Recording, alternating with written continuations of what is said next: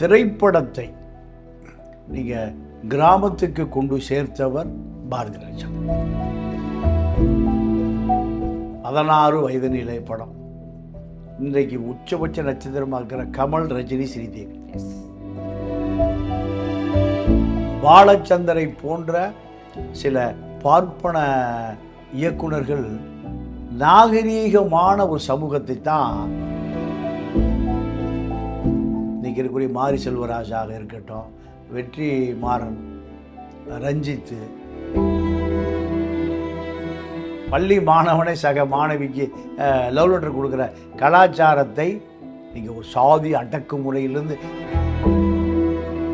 ஏன்னா 2 பேரும் ஒரே அரைவாசிகள், பசி பஞ்சம் பட்டினி அத்தனையும் நேரடியாக சந்தித்தவர்கள்.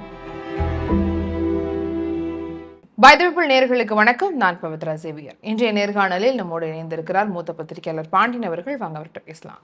வணக்கம் சார். சார், இயக்குனர் இமயம் பாரதி ராஜா அவர்களுடைய மறைவு எல்லாரையுமே சோகத்தில் ஆழ்த்திருக்கு. பல்வேறு திரை பிரபலங்களும் தலைவர்களும் வந்து அஞ்சலி செலுத்திட்டு இருக்காங்கன்றதை நம்ம பார்த்துட்டு இருக்கோம். அவருடைய இழப்பு அப்படிங்கிறது சினிமா துறை மட்டும் இல்லாமல் பல்வேறு துறையை சார்ந்தவங்களுக்கும் ஒரு பெரிய இழப்பாக அவங்க உணர்றாங்க, மக்களுமே சொல்கிறாங்க. நீங்கள் எப்படி பார்க்குறீங்க? அவர் கூட பகிர்ந்த விஷயங்கள், அவரை பற்றி சொல்ல வேண்டிய விஷயங்கள்லாம் சொல்லுங்கள் சார். இல்லை, பாரதி ராஜாவை எம்ஜிஆர் ஆட்சி காலத்தில் 77 அவர் திரைப்படத்துக்கு ஓய்வு கொடுத்த பிறகு ஒரு பெரிய வெற்றிடம் ஏற்பட்டது. அந்த வெற்றிடத்தில் திரைப்படத்தை நீங்கள் கிராமத்துக்கு கொண்டு சேர்த்தவர் பாரதி ராஜா. எம்ஜிஆர் படங்களில் பொறுத்த வரைக்கும் அது கிராமத்து பாதிப்பு அதிகமாக இருக்கும்.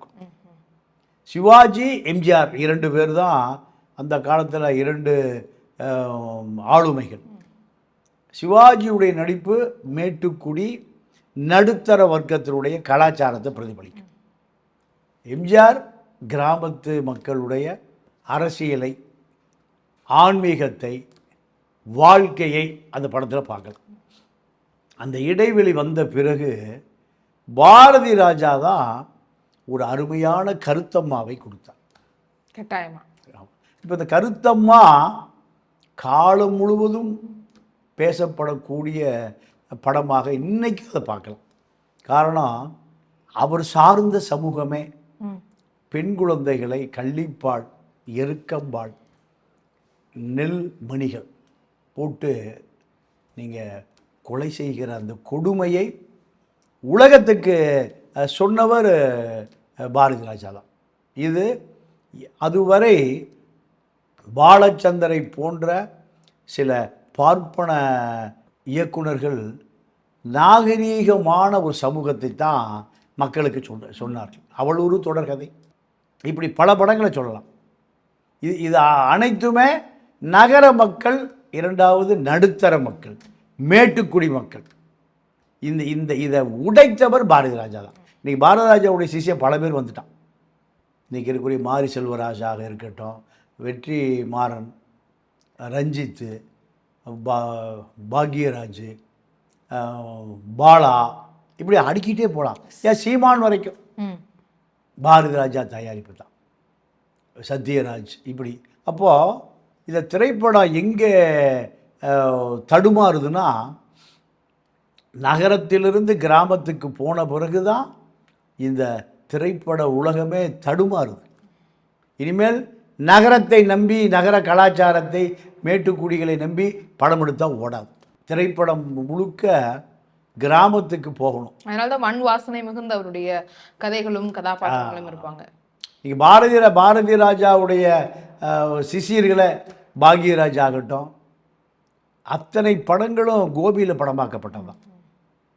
பாரதி ராஜா தேனியில் படமாக்குவார். இந்த ஸ்டூடியோ மாதிரி இடங்கள்ல இருந்து மக்கள் மத்தியில போய் வீடியோவா எடுத்து அதை படமாக்குனதுல ஒரு முதல் இயக்குனர் இல்லையா?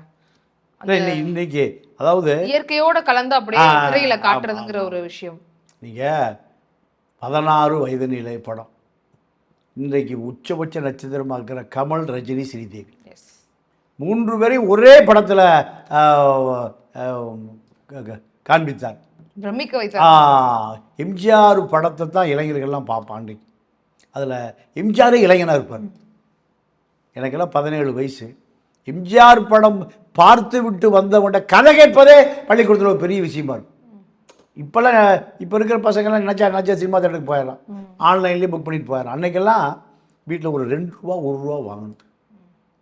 இப்போ 77கள்லாம் நான் 77 எஸ்எல்சி படிக்கிற பொழுது ஒரு படம் பார்க்கணும்னா வீட்டில் ஒரு வாரம் காசு கேட்கணும். 1 ரூபா 40 பைசா டிக்கெட். சினிமா தேட்டர்லேயே முறுக்கு தட்டவடை எல்லாம் விற்பான், அதுக்கு ஒரு 25 பைசா. இதுதான் சினிமா. இந்த சினிமாவை எம்ஜிஆரிடமிருந்து இளைஞர்கள் அப்படியே பாரதி ராஜா படம் பார்க்க வச்சான். 16 வயதில்னா அந்த 16 வயதில் படம் பார்த்தவ அத்தனை இளைஞர்களே 16 வயசு 17 வயசு தான். அலைகள் ஓய்வதில்லை. அப்போ கல்லூரி மாணவன் கல்லூரி மாணவி காதலிக்கலாம், பள்ளி மாணவனே காதலிக்கலாம். இந்த அலைகள் ஓய்வதில்லை கார்த்திக்கு ராதா அந்த படம், நீங்கள் பள்ளி மாணவனே சக மாணவிக்கு லவ் லெட்டர் கொடுக்குற கலாச்சாரத்தை நீங்கள் ஒரு சாதி அடக்குமுறையிலிருந்து உடைத்தெடுத்தது பாரதி ராஜா தான். நீங்கள் அந்த அலைகள் ஓய்வதில்லை படத்தில் கதாநாயகி ஒரு மீனவர் சமூகத்தை சேர்ந்தவர், கதாநாயகன் கார்த்தி ஒரு ஆச்சாரமான ஐயர் குடும்பத்தை சேர்ந்தவர். காதல் பண்ணலாயா, லவ் பண்ணலாயா, இப்படி அந்த சமூக கட்டமைப்பை, கடுமையான சமூக சாதி கட்டமைப்பை உடைத்தவரே பாரதி ராஜா தான். அப்போ அவர் மீது நீங்கள் எதிர்மறையான விமர்சனங்கள் உண்டு.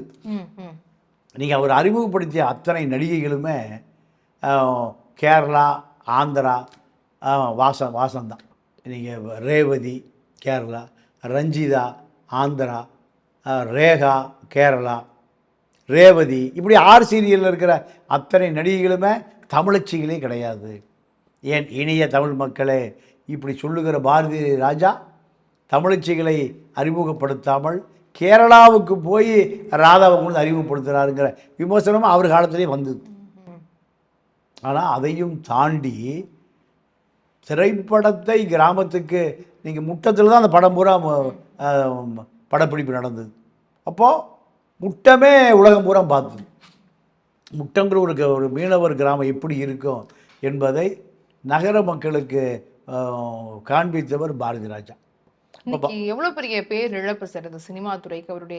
ஏன்னா ஏற்கனவே உடல்நல குறைவால ரொம்ப நாள் இருந்தாரு, நிறைய பேர் போய் சந்திச்சாங்க.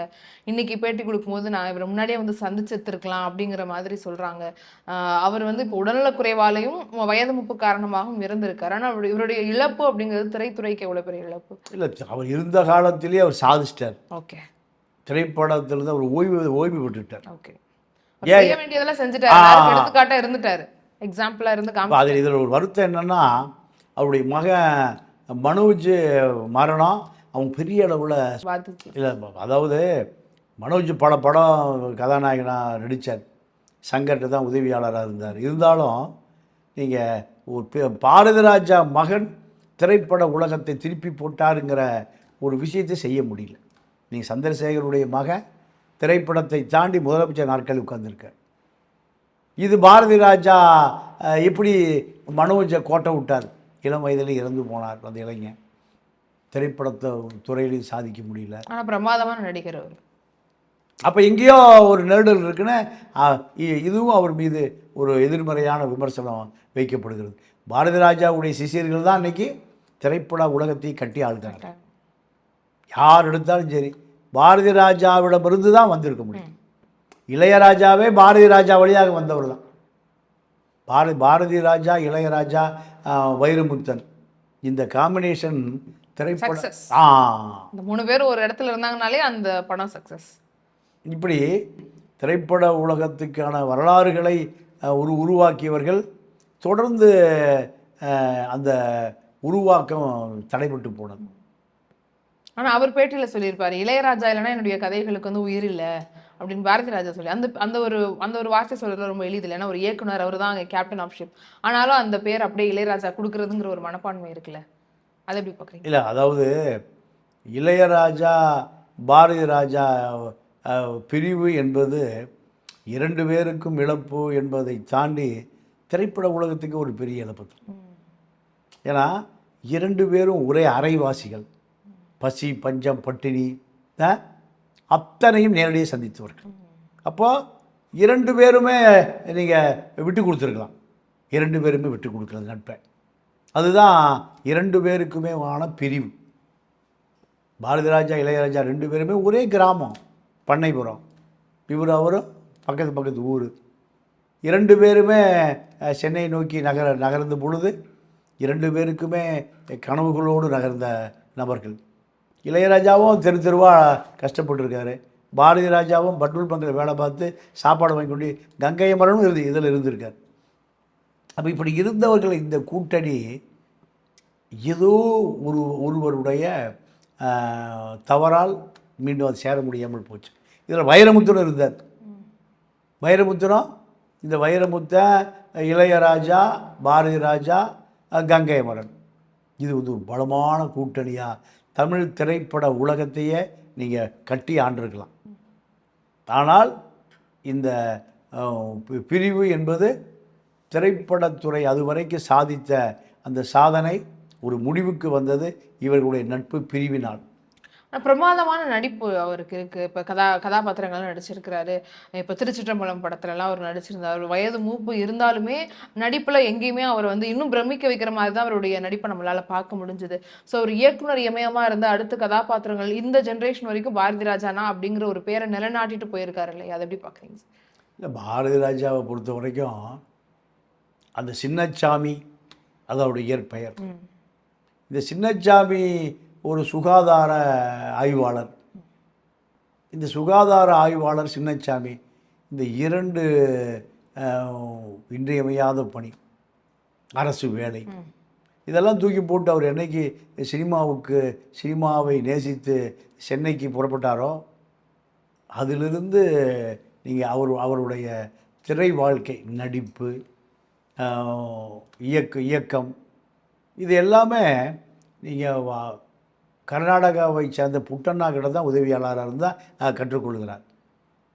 இந்த கற்றுக்கொண்ட இளைஞன் மரணம் அடைகிற வரை திரைத்துறைக்காகவே வாழ்ந்து மரணித்த அந்த வரலாறை நீங்கள் எளிதில் கடந்து போய்விட முடியாது. காரணம், சினிமாவே வாழ்க்கையாகி போச்சு. சினிமாவே உணவு. அவர் உயிர் வாழ்றதுக்கான ஒரு மூச்சாவும் இருந்துச்சு. நீங்கள் பார்க்க வர்றவங்கள்ட்டெல்லாம் சினிமா பற்றி தான் கேட்பாருன்னு சொல்லியிருந்தாங்க. அவங்க ஹாஸ்பிட்டலில் இருக்கும்போது கூட அவர் விசாரிக்க வர்றவங்கள்ட்டெல்லாம் இப்போ இருக்கிற படம், அதில் இருக்கக்கூடிய கருத்து எப்படி போகுது, நம்மளை பற்றி எப்படி சொல்கிறாங்கன்ற அந்த சினிமா பற்றின சிந்தனையில் தான் அவர் கடைசி நொடி வரைக்கும் இருந்திருக்காரு. அதாவது மரணமடைகிற எம்ஜிஆர் கடைசி கட்டத்தில் பாரதி ராஜா வர சொல்கிறார்.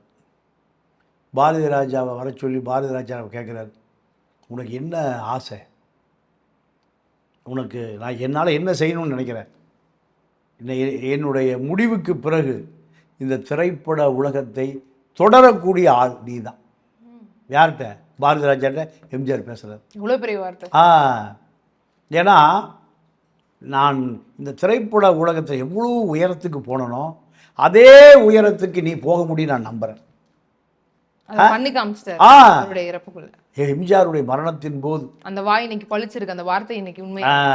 நீ அந்த உயரத்துக்கு போவேன்னு எனக்கு தெரியும், அதனால் உனக்கு என்ன வேணும் கேளு, எனக்கு ஒன்றும் வேண்டாம், ஏதோ ஒரு ஞாபகார்த்தமாக ஏதோ கேளு. அப்போது சத்யராஜுக்கு அந்த கரலாக்கட்டை கொடுக்குறாரு, பாரதி ராஜாவுக்கு இந்த தம்பிள்ஸ் கட்டை கொடுக்குறாரு. இப்போ பாரதி ராஜாவை பொறுத்தவரை கடைசி வரை எம்ஜிஆர் விரும்பி பார்க்குற ஒரு நபராக பாரதி ராஜா வச்சுருந்தார். நீங்கள் ஏஆர்எஸ் கார்டன்னு அம்பிகா ராதன் சரசம்மா ஸ்டுடியோ இருக்குது. எம்ஜிஆர் மரணமடைகிற காலத்தில் போய் எந்த சேட்டா எங்களுக்கு ஒரு ஏவிஎம் ஸ்டுடியோவை போல் ஒரு இடம் வேணும், எனக்கு நீ முதலமைச்சராக இருக்கிற, எங்களுடைய ஆசை நிறைவேற்றுன்னு கேட்குறாங்க. அப்போது அதுதான் இந்த ஏஆர்எஸ் கார்டன். பாரதி ராஜா வர சொல்கிறார், இந்த இவர்களெல்லாம் நீ தான் அறிமுகப்படுத்தின, நீ எதுவுமே எனக்கு கேட்கலையே, உனக்கு பக்கத்துலேயே ஒரு இடம் தர்றேன், நீயும் ஸ்டுடியோ கட்டு. இது ஏஆர்எஸ் ஸ்டுடியோ, அது பாரதி ராஜா ஸ்டுடியோ பக்கத்துலேயே இருக்கணும். இப்படி பல ஏக்கராக கொடுத்தார் எம்ஜிஆர். இப்போ அந்த நிலம் இன்றைக்கி 500 கோடி ரூபாய்க்கு போகும். இவர் என்ன பண்ணுறார், பாரதி ராஜா அடையார் ஆனந்த பவனுக்கு 99 வருஷத்துக்கு லீஸுக்கு கொடுத்து அதுவும் கைவிட்டு போயிடுச்சு. நீங்கள் கலைஞர்களை பொறுத்தவரை நீங்கள் எல்லாருமே பணம் காசை பத்திரமா சேர்த்து வைப்பதில்லை. அதுக்கு ஒரு தனித்திறமை. பல நடிகர்கள் கடைசி காலத்தில் வறுமையில் தான் இறக்குறாங்க. நிறைய கலைஞர்கள். காரணம் கூட சொல்லணும், நடிகர்கள் மட்டும் இல்லை, நிறைய கலைஞர்கள்னு சொல்லிடலாம். காரணம் பணம் சேர்ப்பதை தவிர எல்லா வேலைகளும் தெரியும், அது தெரியாது. நீ கடைசியாக என்எஸ் கிருஷ்ணனை ஊரை விட்டே போகிறார். போகும்போது ஒரு நடிகர் போய் எனக்கு உதவி கேட்குறாரு. அப்போது மதுரம் சொல்லுது, நம்மகிட்ட ஒன்றுமே இல்லை, நம்மள ஊரை விட்டே போகிறோமே, வழக்கு கிழக்கு பல. அப்போது நம்பி வந்துட்டான் மதுரம், ஏதாவது கொடுக்கணும், ஒன்றும் இல்லை கொடுக்குறக்கு. அப்போது 2 ஆரஞ்சு பழத்தை கொடுத்து 2 சாத்துக்குடியை கொடுத்து, அந்த ஆரஞ்சு பழம் சாத்துக்குடி உரித்து சாப்பிட்ட அந்த தோலை கொடுத்து இதை எடுத்துகிட்டு போங்கிறாரு. அந்த வந்த நடிகன் கண்ணீர் விடுறான். இப்போவுமே திருப்பி அனுப்பவே மாட்டேங்க வெறுங்கையில். இப்போ உனக்கே கஷ்டத்தில் இருக்க, நான் என்ன செய்கிறது? உன்னுடைய ஞாபகார்த்தமாக இந்த 2 ஆரஞ்சு பழம் 2 சாத்துக்குடி வாங்கிட்டு போகிறேன்னு அதை கண்ணீரோடு வாங்கிட்டு போகிறான். வாங்கிட்டு போய் வீட்டுக்கு கொண்டு போய் சேர்த்த பிறகு இதை வாங்கத்தான் அங்கே போனேன். அந்த அம்மா குப்பரை கொட்டுது, அதில் பார்த்தா பணம் இருக்குது. அப்போ எப்படி கலைஞன் வாழ்ந்துருக்கான்னு பாருங்க.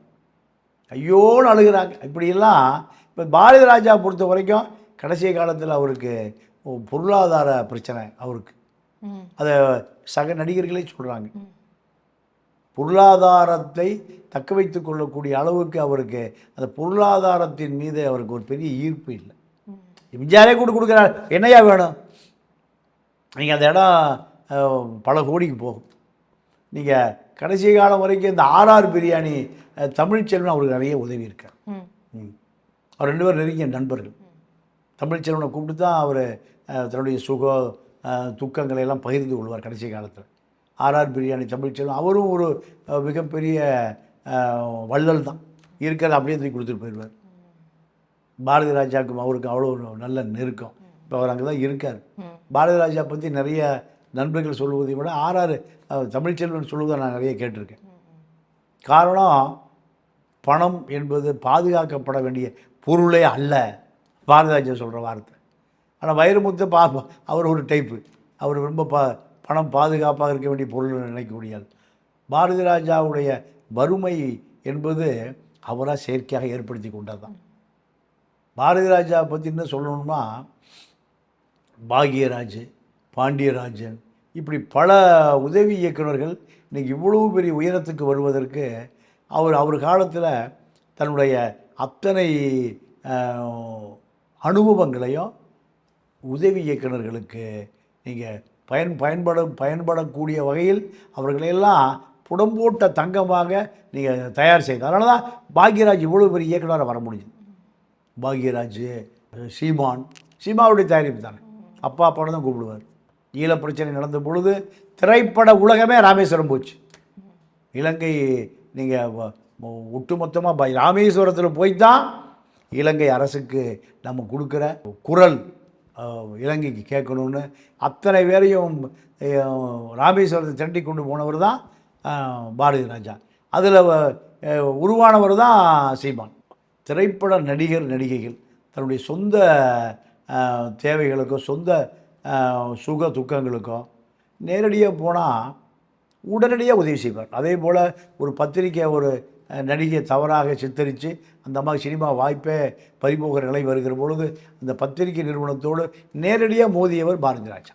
பாரதி ராஜாவை பொறுத்தவரை அந்த பாரதி ராஜாவுக்கு பிறகு நீங்கள் அதே திரைப்பட சமூகம் சார்ந்த பிரச்சனைகளை செய்தவர் விஜயகாந்த் சொல்லலாம். விஜயகாந்த், பாரதி ராஜா யார் போய் எதை சொன்னாலும் பாரதி ராஜா மூலம் திரைப்பட தொழிலாளர்களுடைய குடும்பம் ஒரு 3 லட்சம் வச்சுருக்கேன், 5 லட்சம் கேட்குறான், காலேஜில் கல்லூரியில் சேர்த்துவதற்கு எஸ்ஆர்எம்மில் சேர்க்கணும், அங்கே உடனே தொடர்பு கொண்டு அவன் கஷ்டப்படுறான், அவ்வளோதான் இருக்குங்கிறான், சேர்த்திங்க. இப்படி நிறைய பேரை பாரதி ராஜா சேர்த்து விட்ருக்கார். விஜயகாந்த் அதே போல். இன்றைக்கி இருக்கக்கூடிய சங்கருடைய மகள் மருத்துவர் ஆவதற்கு விஜயகாந்த் பல மருத்துவக் கல்லூரி நிறுவனங்களுக்கோடு தொடர்பு கொண்டு பல பேருக்கு உதவி செய்த வரலாறுலாம் உண்டு. அதே வரலாறு பாரதி ராஜாவுக்கு உண்டு. இப்போ அது மாதிரி ஆளெல்லாம் இல்லை. ரஜினி இருக்கார், கமல் இருக்கார், யாரும் போய் பேச முடியாது. ஆனால் உதவியும் போய் அவங்கள ரீச் துணை நடிகர்கள் நடிகைகள் யார் எதை கேட்டு போனாலும் சரி செய்யக்கூடிய 2 நபர்கள், ஒருவர் எம்ஜிஆருக்கு பிறகு ஒருவர் பாரதி ராஜா, இன்னொரு விஜயகாந்த். கண்டிப்பாக சார். அவர் வாழ்ந்து காட்டியிருக்கக்கூடிய வாழ்க்கையே ஒரு பெரிய எடுத்துக்காட்டு. அவர் இன்னைக்கு நம்மளை விட்டு பிரிஞ்சிருந்தாலுமே திரைத்துறைக்கும் சரி மனிதராகவுமே சரி எல்லாருக்கும் எடுத்துக்காட்டாக வாழ்ந்துட்டு போயிருக்காரு. அவருடைய நண்பர்களுக்கும் உறவினர்களுக்கும் நம்மளுடைய ஆழ்ந்த இரங்கல்களை தெரிவிச்சுக்கலாம். நிறைய விஷயங்கள் எங்கிட்ட பகிர்ந்துக்கிட்டீங்க. ரொம்ப நன்றி சார். இன்னொரு சந்திப்பில் கண்டிப்பாக நிறைய பேசலாம். நன்றி, வணக்கம்.